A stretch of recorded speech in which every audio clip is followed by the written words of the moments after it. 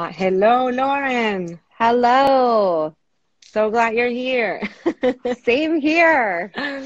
So I invited Lauren. I've been following her, and she's been following me also since long time ago, I think, since It's been a while.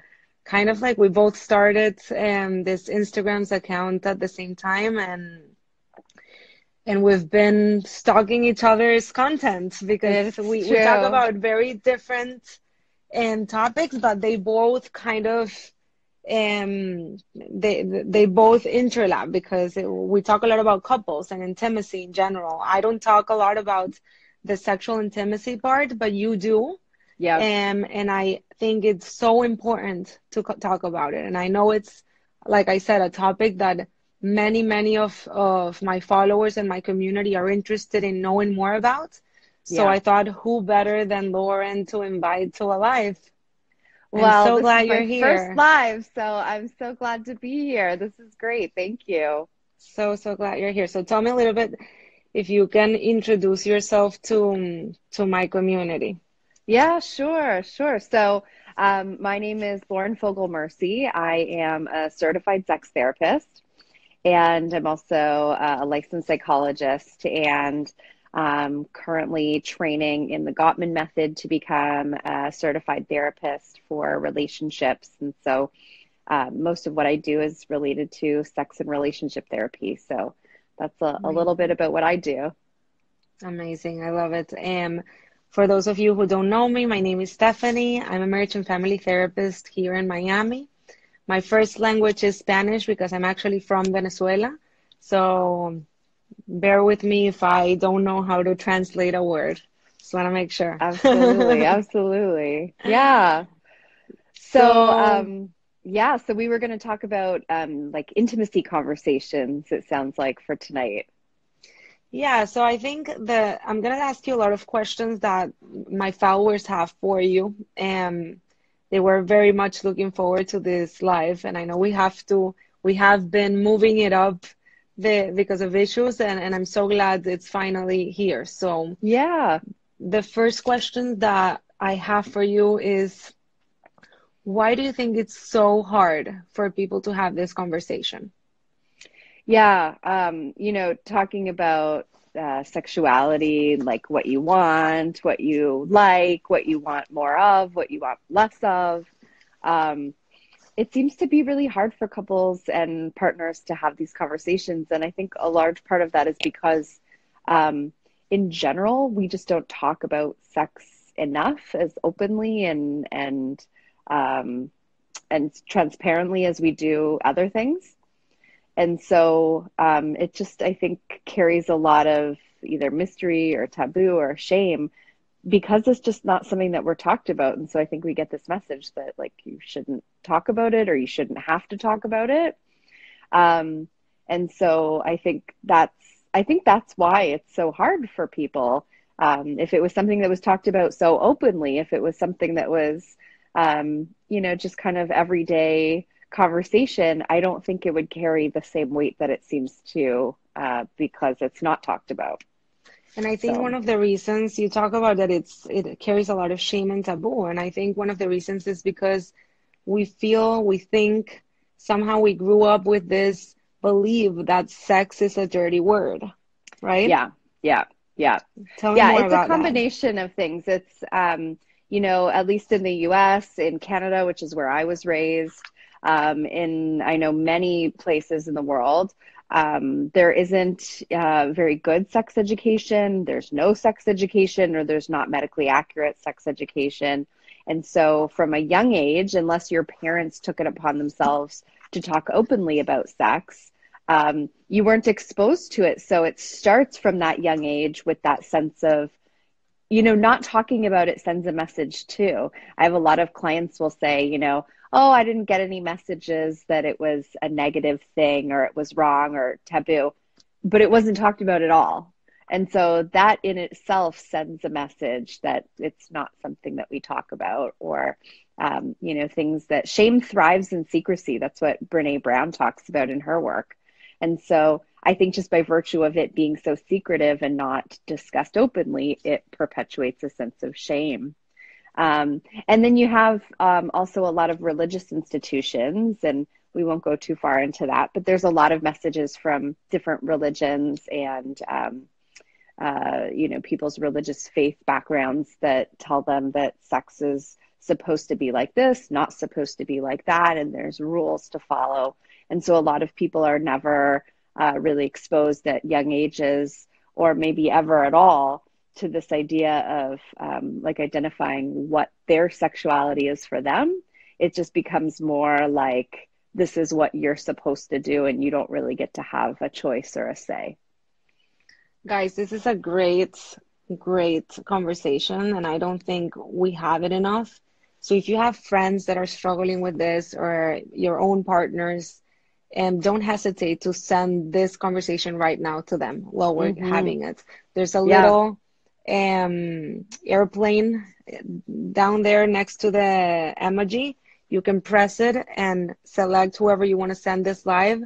I would greatly appreciate if you share it, because I'm sure this is gonna be a really valuable conversation.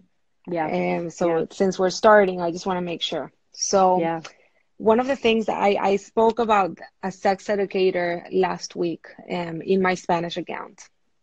And we were talking about just what you said, how are our own parents, when we're growing up, when we're asking the typical child question of how did we got into this world? How do we have babies, And what do parents do? What do parents do when we ask those questions? They either laugh, they either tell you the typical story of the bird, a baby in a stomach and things like this, and a bird came and dropped the baby, the typical story that you end up understanding that it's not true. So you have to figure it out, because we are humans and we get curious and we search, and maybe the way you learned about the sex topics are, I don't know, through magazines or through your friend who was experimenting her own when she had her first boyfriend, and then when you try to bring it up with your parents, you get completely shut down. I don't know. I've heard so many stories around this, and again, it does create a lot of shame. It's like you said, secrecy strives in shame. Was it like that? Yeah. Shame thrives in secrecy. Yeah. Shame thrives in secrecy. Exactly. Yeah. Or it's perpetuated. It survives through the secret. So when you start having these conversations more regularly and more openly, they feel different over time. So it might start out as, really challenging. You might feel really uncomfortable. You might laugh, you might giggle. And then over time, if it becomes more of a habit, it's something that you talk about more and more, it just becomes more of a regular conversation. It becomes less of a big deal. And it becomes more like, anything else. So, I mean, I just look at my own experience as a sex therapist, that when I remember some of the first times where I would ask clients about like their masturbation habits or their sexual health concerns or their bodies. And I remember feeling like uncomfortable, feeling embarrassed to ask these questions, feeling like, oh my gosh, what are they going to think or say, or how did I say it? Did I say it the right way? And how is this going to come across? I was just all in my head about it. And then, now it's been years that I've been doing this, and now it's like no big deal. But I think that's just indicative of how that works. It's like the more you talk about something, the less of that discomfort that might come with it. And even if there is some discomfort, it's okay. Sometimes that's where we grow. So, if there's always a little tinge of discomfort, maybe that's just the way it is. Yeah, so I think that's really important, because I think we kind of reject the discomfort. That's what we tend to do. We don't like anxiety. We don't like to feel nervous. We don't like to feel like there's something wrong with us, because also opening the conversation, it invites the other person to tell you what they're not liking about how you are presenting yourself in the bedroom. And that's uncomfortable to hear. Absolutely. And I think one of the hardest things that's always interesting to me, how personally partners will take certain feedback or certain experiences. So if you have, for example, a couple and there are two people and one person says, you know, I like it this way or I don't like it this way, how the other person takes that as like an affront or an insult to their skills or what they're doing, or they're not a good partner. And I'd say like 9.5, 6, 7, 8 times out of 10, like almost all of the time, it's not really about the other person. It's just more about like, this is how my body works. These are my preferences. This is what I like. This is what it's not necessarily about you. So if you really want to know, then you sort of have to separate yourself out from the equation. So if you're asking a partner, you know, what you like, what you don't like, what you enjoy, what you fantasize about, you have to sort of postpone your own self from that, postpone your agenda, postpone Your ego, your your your pride. ego, your reactions, all of it, to just be curious about your partner's interests, needs, wants. And if you're reacting to those Yeah. things with your own take on it, and you're getting personal about it, or you're reacting in a way that's, you know, negative, like you're judging something or saying, oh, that's, you know, that's no good, or this or that, it's going to shut that down. And then you don't have much of a conversation anymore. Then either your partner will clam up or they'll just say things that they think you want to hear. But then you're sort of losing the whole point of it, which is to really learn about what they want and need. 100%. I think it's a matter also of choosing to put your relationship first, Yeah. you know? And you're right, it is some ego work. You know, we talk about ego work, and I know for people who follow a bunch of therapists online, like there's a lot of talk about ego work, and it's really about putting your own, you know, kind of pride aside and saying, you know, this is about this other person and I'm being curious, and someone gave feedback. Curiosity makes it such a fun adventure. That's the attitude that you go into these conversations with, is rather than this very you know, concerned, like, am I measuring up? Do I, you know, get an A in this department? That's not what you're going in for. And it's really a shift. And what I work with my clients so strongly on is shifting from performance mentality, because that's essentially what that is, performance. Like, you know, I do this and I get a grade and then I feel good enough. And that is part of what really challenges people with their sex lives. It makes it less pleasurable, less enjoyable, more pressured. So I really like to shift from performance to more experience. So you're having an experience together. And if you want that to be something that everybody enjoys, then you need to get feedback. You need to be open. You need to be asking questions. And it's really not about like a grade of, you know, A, B, C.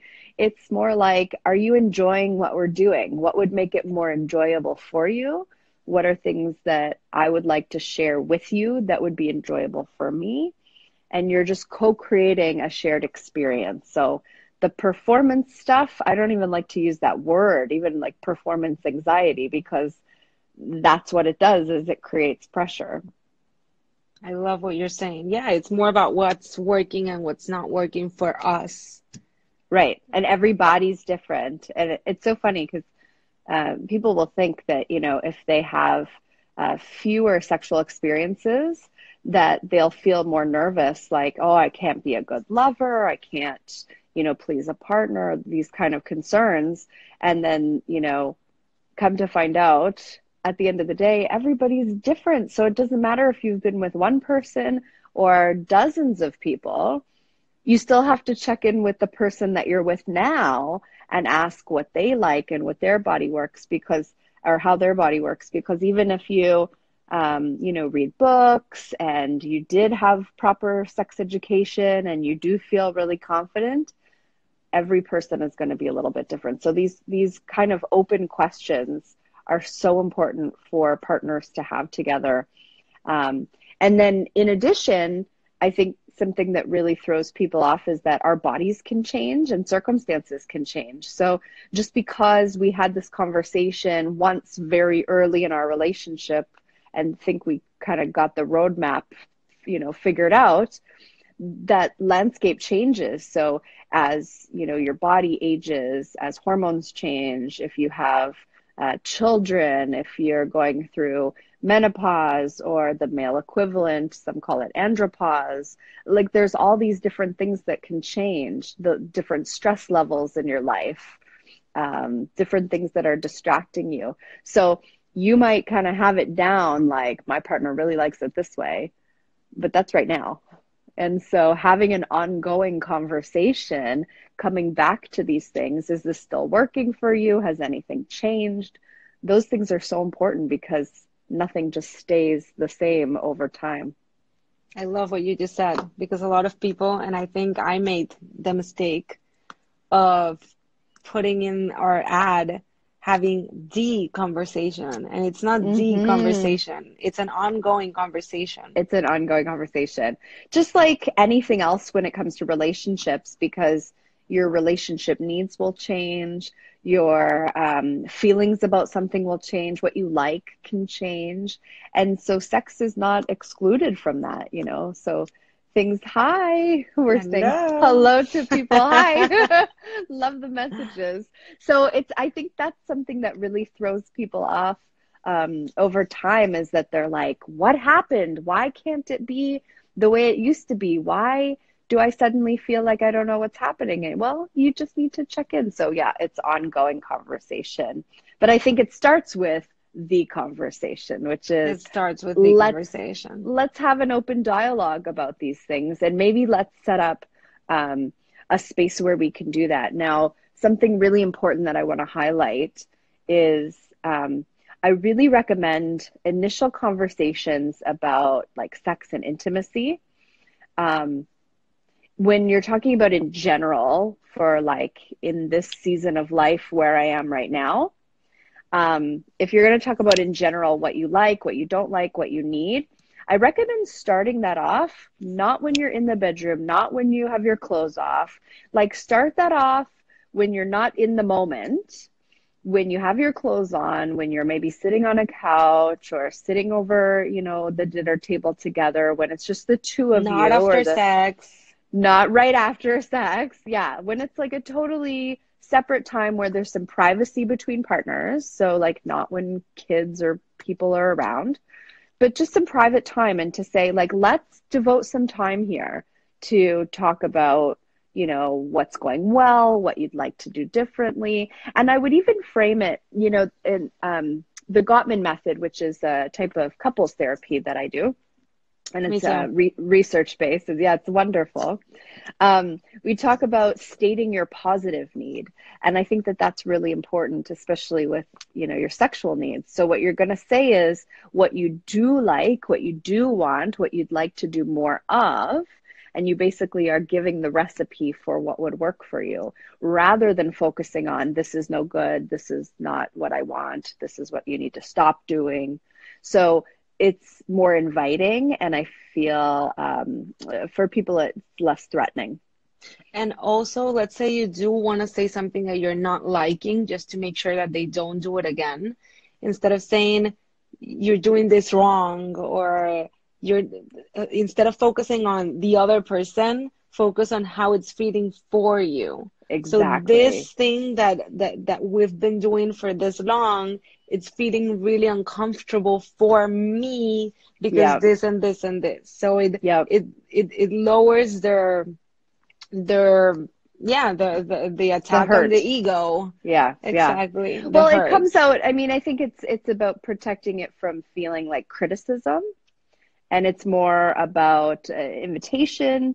Maybe a complaint if something is like, we've talked about this, I'm not feeling heard, I've mentioned this before.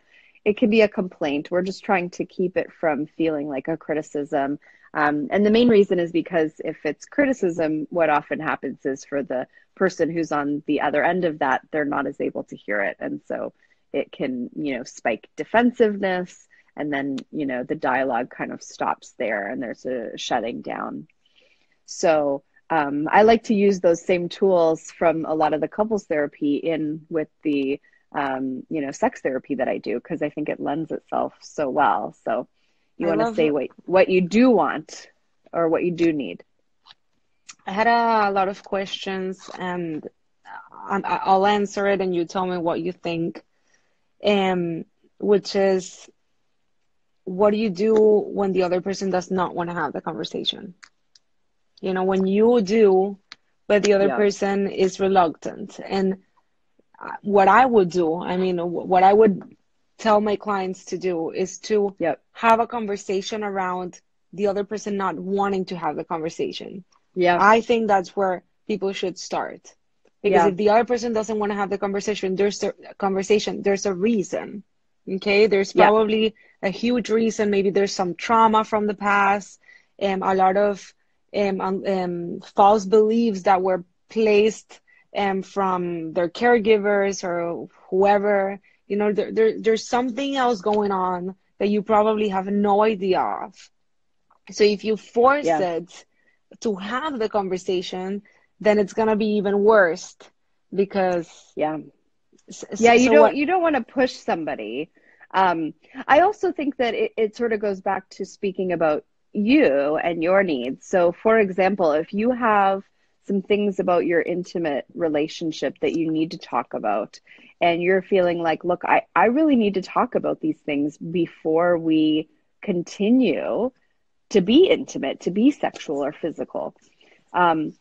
You can't push the other person to force the conversation, but what you can do is say, I'd like to know a little bit more about your reluctance to have the conversation, or if there's something here that maybe I don't know about. Is there a story behind this?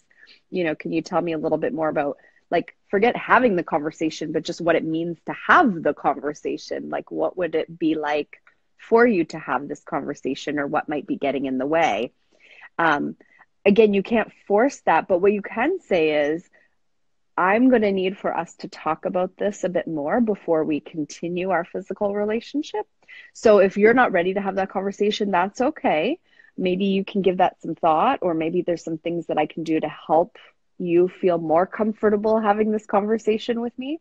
But I just have to let you know that in the meantime, maybe we need to cool off on some of our physical relationship for now, because I need us to talk about some things before I feel comfortable proceeding. So basically, it's not an ultimatum, which is threatening the other person and putting them in a corner. You're saying, here's what I need to feel safe to move forward. And I so love for it. me to have, an ongoing sexual relationship with you, there are some things that we need to discuss. And so, maybe you can go, give that some thought, or I can give you some time. I'm not pressuring you, and I'm not cornering you. I'm just saying what I need to move forward.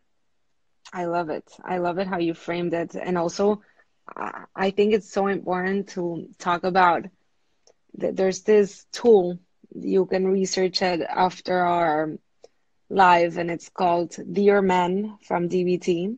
I love it. I use it Oh, for everything. And it's yeah. kind of like the step by step of the most assertive conversation you can have. Hmm. So the D is about describing the situation, describing the facts. So the first thing you do is, we've been together for this long, and we have done this, this, and this. You state all the facts.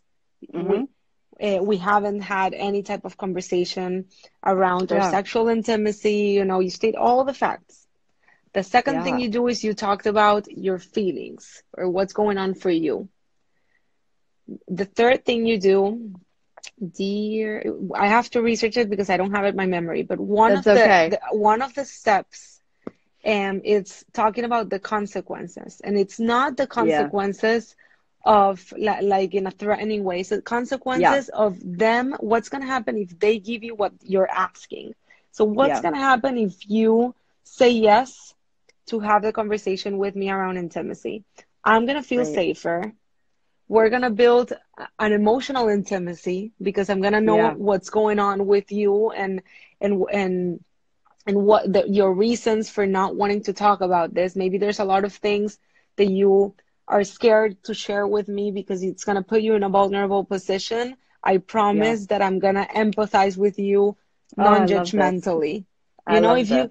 If you say that, if you tell the other person, I'm going to hear you out and I'm not going to place any judgment. To the contrary, I'm going to empathize and I'm actually going to help you feel safer with me and help Yeah. you through whatever it is you're going through. I love That's that. gonna that's gonna make the other person feel so much more connected with you if you say Yeah. something like that. So that's Yeah. the part of the consequence of how is, if you give me what I'm asking you, which is to have the conversation in this case, then Yeah. we're going to build a better emotional intimacy. We're going to understand each other more. We're going to be able to express needs to each other. I'm going to feel safer. You're going to feel safer, and the Mm. relationship's going to grow. Yeah. I love that. I was never trained in DBT, which for those who don't know is called the dialectical behavior therapy, but there is so much in there that I is love it. so helpful So with helpful. for self, for relationships. One of the questions somebody asked was in the comments was, what if the partner's body image issues is something that is getting in the way of intimacy? And I see that a lot. I talk about body image a lot with my clients because it's very difficult to separate, how you feel about your body from something that you're doing with your body. And for most people, I mean, sex is not only touch based, but for a lot of people it is.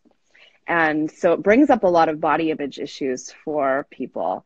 And we have to tread lightly here because there's a lot of nuances to this. So if the question was if it's your partner who's having struggles with body image, then you might gently say something like open-ended questions like, what is it like for you? Can you tell me a little bit more about this? Um, what can I do to help support you? How can I make this more comfortable for you?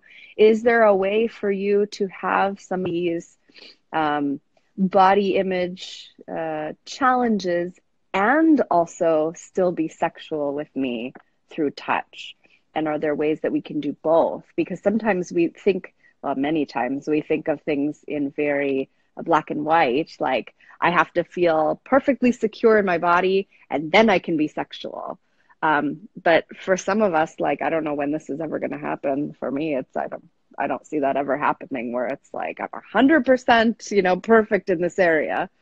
So it's more of a journey. And, sometimes it's a little bit easier than others. And so I think it's having a mutual conversation and it might be saying like, how can I support you in your work? Because your body image, the problem that partners have so often is that body image is an inside job. And so a partner could lovingly say every single day, you're beautiful, you're sexy, I love it, I love your body, I want to touch you, all these things. But for the other person who has the negative body image, it doesn't sort of penetrate, it doesn't go in because I said penetrate, that's funny. I do that a lot. double meaning. It doesn't come through because that's about their own relationship with their body. So your partner can say that and inside you're thinking, oh, they're just saying that, and oh, I don't know, and oh, they must just be, trying to be nice to me, this sort of thing. So it's asking open questions, it's asking how you can support, and then it's saying, is there something that I can do to help you with that? Would it help to go talk to a therapist for you to unpack that? Do you want to go talk to a therapist together about that? Or are there ways that you can be working on your self-image and do your inside work and do both of these things at the same time? And maybe that means that we make some changes. Maybe there's certain ways that we can make that more comfortable, but it may not have to be an either or, because I'd say that's an issue for so many people. For so many So, people. so And many. and and I think there's something incredible about the era that we're living right now, is that there's so many specialties. And Yeah. right now that we're on Instagram, like I follow all Instagram accounts, and each Instagram that I follow focuses on something very particular. Like I know you focus a lot of on sexual intimacy. There's another Instagram I follow which I love, which focuses on body image. Only Mm-hmm. body. She's a therapist. Mm-hmm. She studied exactly the same as I did. We actually Mm-hmm. graduated together, and she only focuses on body image. Yeah, I have one of my colleagues from grad school is also a body image specialist. Like there's So, so many specialty. I focus so a lot many. on boundaries. Like that's I think my theme, radical acceptance and boundaries. Like there's so many specialties. So looking for somebody that specializes in that thing that you're having trouble right Yeah, now. Right now is the best time ever. Before you just needed to see a psychologist and you had yeah. no idea. Psychologists now and therapists now are more and more specializing, which makes a lot of sense. I think it's hard when you have maybe multiple things that you want to work on in therapy. But it also makes sense because then you get a more specialized approach, because how could you have one therapist who possibly has all of these different things that they really know well? So, yeah, and for folks who are struggling with some of these things around sexuality and communication and body image, there are so many pages, and that's where I get a lot of my own personal healing around body image and like diet culture, disordered eating, things like this that are so insidious and affect so many of us and have these overlapping implications. Like, diet culture affects body image affects sexuality. It's all intertwined. So following pages on Instagram and reading different books and articles and just sort of immersing yourself in some of this work is 100%. it's all interrelated. Um, I've had a couple people, it looks like, asking about affairs or jealousy and how those things can impact intimacy. Um, those things are really challenging because it depends. Is it something that happened in the past, like someone was it felt a sense of betrayal or was betrayed in their previous relationship, and now that's something that can be triggered in the current relationship? Is it a current affair, or is it something that happened within your relationship? So it really depends. And Probably because I see there's a lot of people commenting on this. I think mhm, all of the examples that you mentioned are probably, they all have different types of stories. What yeah, do you think yeah, happens when, like, for example, I do have a lot of clients that are trying to recover from infidelity, and it's really hard for them to be open again while having sex if they're maybe comparing themselves to this other person, mhm. You that know, the sexual like the sexual relationship recovery, I think really has to be in parallel with like an overall relationship recovery. I agree. Um, and people kind of go about this in different ways. So there are some people who really need a lot of relationship recovery and trust recovery first before they can get back to having a sexual relationship. There are some people who need to have some of that sexual relationship to feel a sense of security, to reattach, and to then do some of the work to repair. So I think that for anything around trust, recovery, betrayal, infidelity, it's a combination of, kind of knowing what your needs are, but it's a lot of work.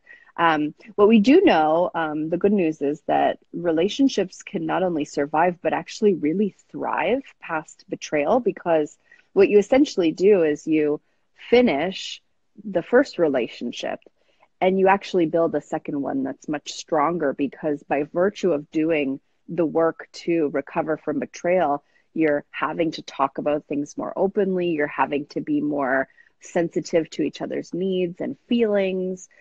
It actually can create a much stronger relationship, but it takes work to do that for both or all the people involved. Um, there's a book that I apologize, I'm reading like 25 books right now, but one that I'm somewhat Me in the too. middle of. One of my colleagues who I trust very much recommends a book called Getting Past the Affair.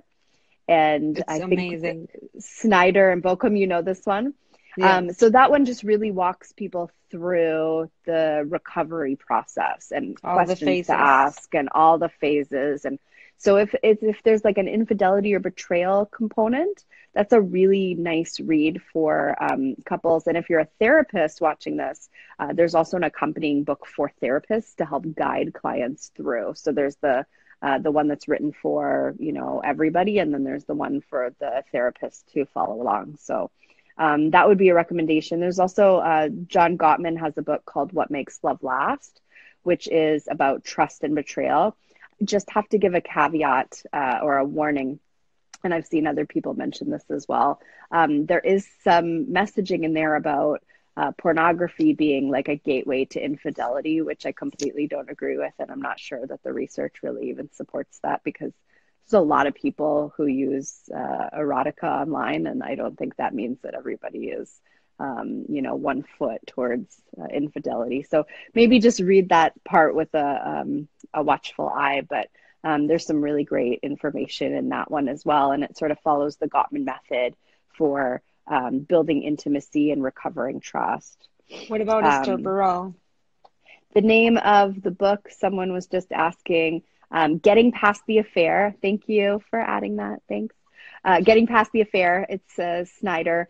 Yeah, Esther Perel. I haven't read State of Affairs yet.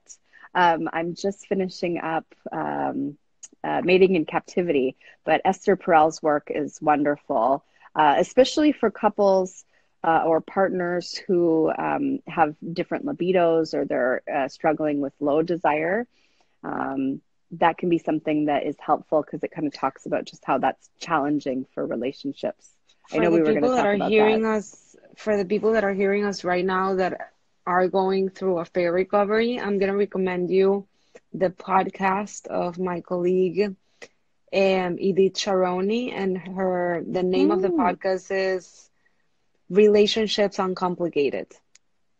Relationships Uncomplicated, from Edith I haven't Charoni. heard of that one. Amazing. Oh, nice. I worked with her. I worked in her private practice for a while, and she only sees, like, her niche again is infidelity. That's all she sees. Only cases of infidelity. It's what I'm saying. Everybody's very specialized. I would say that that's probably the area that I am still growing.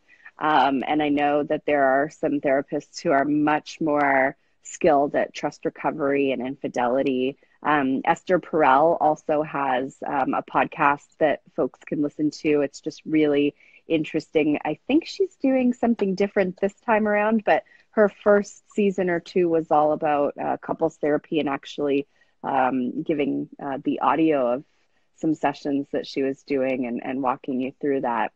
So that was really interesting. The name of the other book, so the first one was Getting Past the Affair. The second one that I mentioned was called What Makes Love Last by John Gottman. So those are two good ones. And then Esther Perel's work as well. And she has some TED Talks. Yeah. I have a question, which is a big one. What do you do when your libidos don't match, when you have very different sex drives? I think that's the case that I most commonly see in my practice, when you have very different sex drives. It's one of the number one things that I see, so much that I'm co-authoring a book about it. So wow, eventually to come. We are still in the early stages. Our proposal's almost done, and we've got a couple chapters written. Wow, so that's writing amazing. that with a friend of mine. I don't think there's a book about that yet, right? There's a lot of stuff out there about differences in desire, low desire. A lot of the books tend to be written for women, and specifically like cisgender heterosexual women.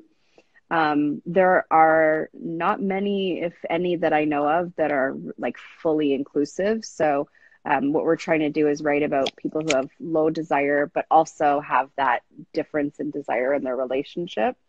And we're trying to make it as inclusive as possible. So it's something that could speak to, people who are single, people who are partnered, men, women, people who are trans and non-binary, like just anybody who's dealing with those issues, so they can pick up this book and use it as a resource.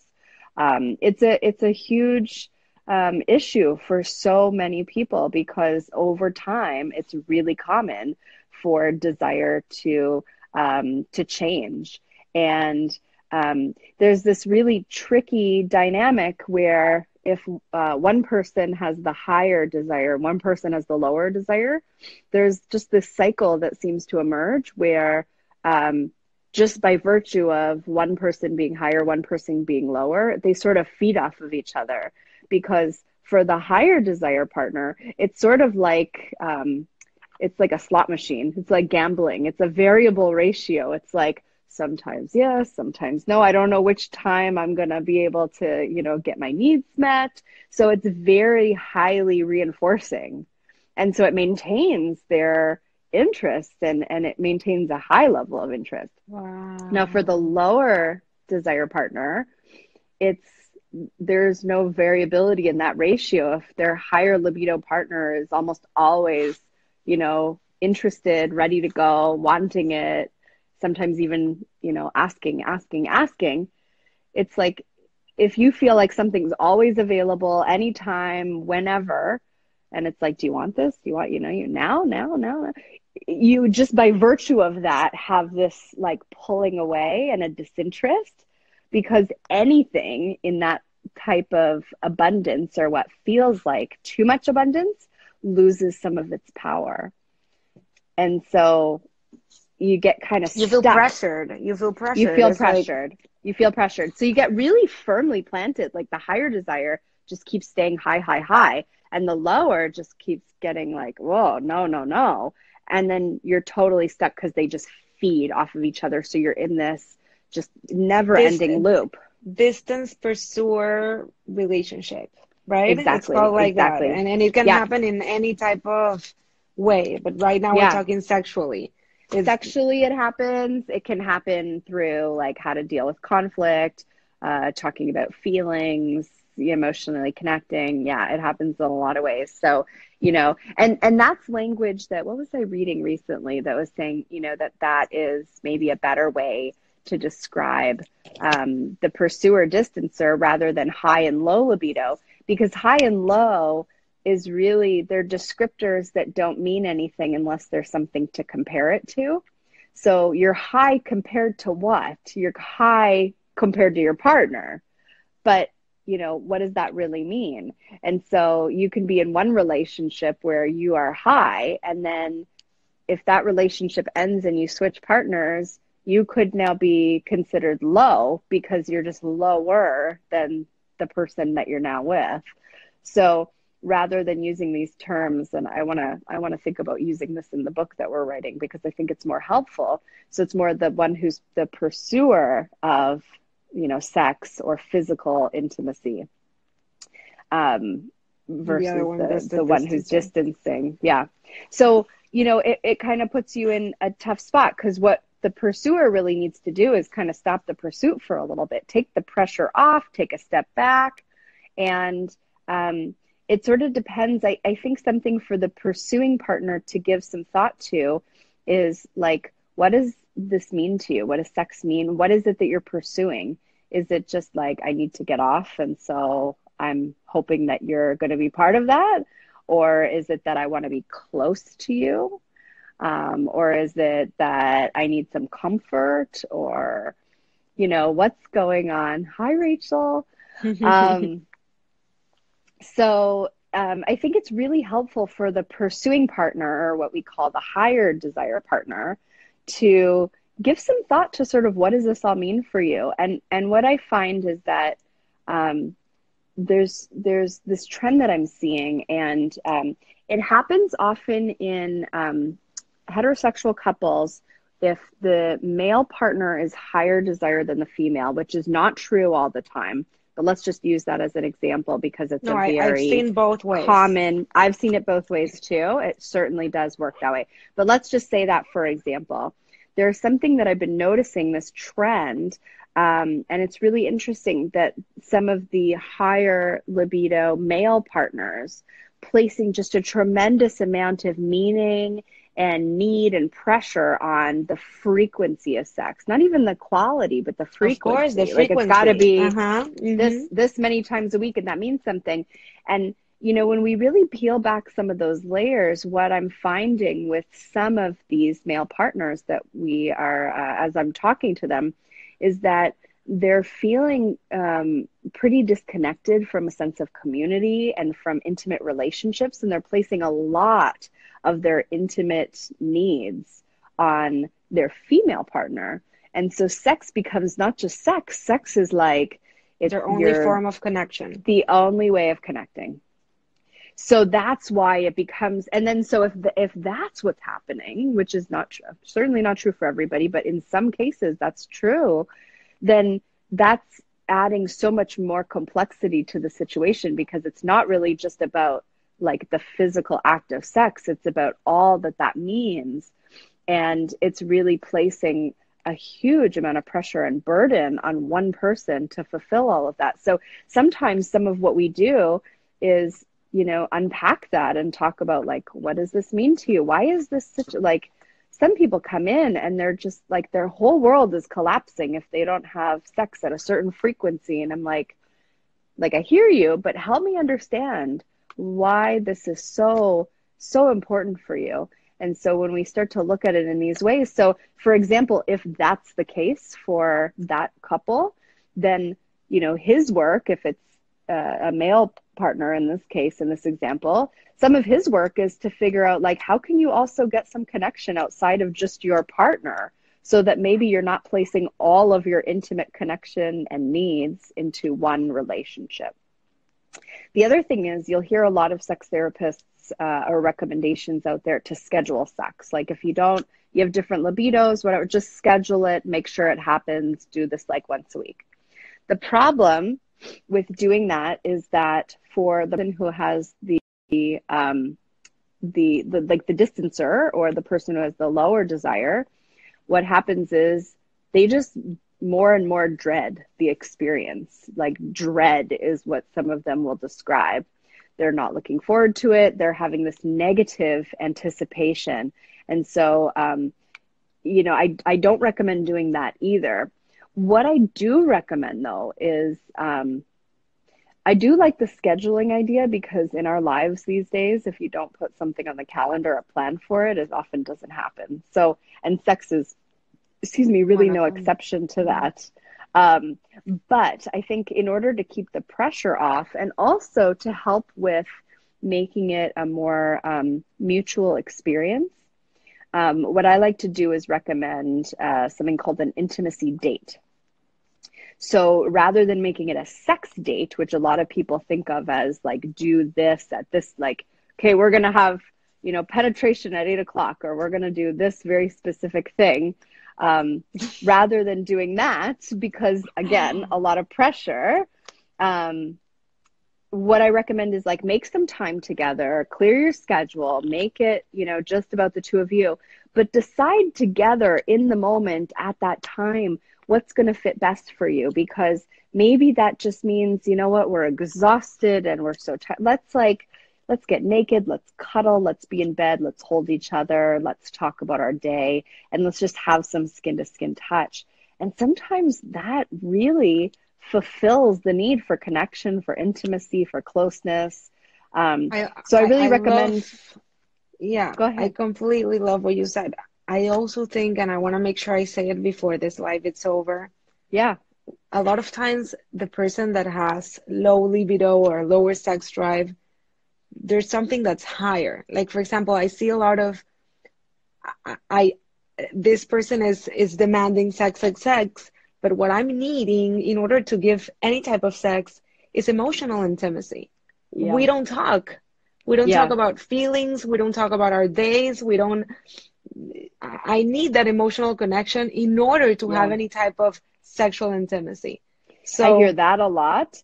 And I also hear, I need physical touch that's not just when we're going to have sex, or not just like a foreplay to sex, but like just being touched on a more regular basis, touch that's affectionate, touch that's comforting, touch that is, hi, Hi, Morgan. Touch that's just for like being together and again, feeling that sense of connection. So I think, looking at what is it that you're needing for intimacy, more emotional, physical, sexual, what that looks like. And then also, taking the pressure off of any one specific act and really asking yourselves, and especially for the person who's maybe feeling less desire for sex, what I would invite you to do is ask more like, what would feel pleasurable to me? What would feel good to me? What would feel connecting to me? What would feel just really, What And turns you on? what What is turns you that? on? And that might And be where people get stuck, is they think it's supposed to be a very specific thing. Like, I'm supposed to value this type of contact. But, again, we kind of look at different things that people need. And for some people, their favorite, most intimate activity might be through, intercourse. For the other person, it might be like you looking into my eyes with all of our devices off and nothing else going on and just looking at me. And that might be everything. So I think it just depends. You have to really find what works for you and then honor that. Because if you're trying to just match what you want to what your partner wants and make yourself want what they want, it doesn't work, because you just might be different. ask your partner, what do you need from me? Yeah, what do you need? How do you know? I love this question. Like, how do you know that I love you? Yeah. And the answer to that, it's probably not going to be what you were expecting. And I think the greatest part of it is really like, what does it look like when you feel closest to me? Because you'll hear a lot of people say, like, that's almost like an automatic response. Like, oh, when we have sex. Oh, when, When you give me gifts. Yeah, yeah. But sometimes it helps to just take a step back and look at that. Like, when do I really feel most connected to you, closest to you? Not what you think you're supposed to feel or when you're supposed to feel it, but just really tuning into your own body and your own emotions. I feel closest to you when we just, lie in bed together and look at each other. Or I feel closest to you when, you put your arms around me and you hold me. And so that might be valuable information, because if that's stuff that you value sacredly and you're not doing it because you're trying to fulfill a certain role for sex, that's part of the problem. Completely. I agree. Oh, yeah. I So could talk guys, about this forever. I This know. was great. I know. No, yeah, there's a lot of questions that I have here that we didn't answer, but it's Well, fine. We can do we'll just another have to one. schedule another one. Absolutely. Would you like one Exactly. another one? Yeah, Comment. let us know. Yeah, let us know if you want to do another one of these. I love doing this. We can do Some also people, a question and answer, like we said. Yeah. yeah, I'll try to throw up a Q&A on my page as well, because I know that some people were asking questions that we didn't get to. So I know I don't want people to feel snubbed, but yeah. Also, just another resource for folks who are interested, how to have more open conversations about sexuality. I don't know. I mean, they're a little bit intimidating maybe, but it's a good place to start. The Gottmans have an app that you can download to your phone called Gottman Card Decks. And in there, there's open-ended questions to ask partners just in general, but there's also specific questions to ask about sex. They're pretty graphic and explicit, but you can blame it on the card deck and just say like, hey, this is the card deck. It's not me. So it might feel a little bit less threatening because it's not being generated from you. It's like, let's play this sort of game and make it fun and, sit together and Let's do maybe go something. through a few questions. I love it. Yeah. Yeah. Send me the link and I'll post it on my stories and Yeah. bio. So you Yeah. guys can have instant access. Yeah. Okay. And if you go into the App Store, just put in Gottman and you'll find it. And it's free, which is amazing. It's amazing. I love it. Guys, I'm so glad that you all one another. Thank you. Oh, thank you for your compliments, guys. And thanks for your questions. And sorry we didn't get to all of them. And appreciate it. But we'll try to do Gottman app, Gottman card decks, Gottman. That's the app. So Amazing. yeah, Thank you so much for agreeing to this amazing conversation. I love Thank it. you guys Look at for the connecting with emojis. us, for the We got some. questions, for the emojis, for wanting Love it. another one. It's great. I hope to see you soon on Thanks, you how guys. to Have a have good the night. conversation around sex number 2. Yes, we'll definitely do it again. Have All a great right. night. Good night.